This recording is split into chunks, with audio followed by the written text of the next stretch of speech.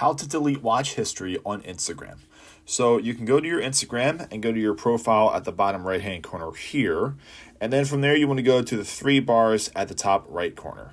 This is just going to bring you into all of your settings and stuff. So from here, what you want to do is stay at the top where it says how you use Instagram and go down to your activity. And from here, you want to scroll all the way down until you see where it says how you use Instagram, and you'll see watch history. So from here, what you can do is just hit select, and you'll be able to select reels that you don't want to have in your history anymore. It's really easy to do.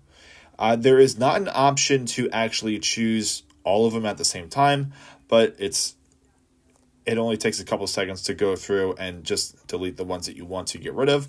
And so once you have those chosen, you'll see the remove option at the very bottom. So go ahead and hit remove, and those reels were deleted from your watch history.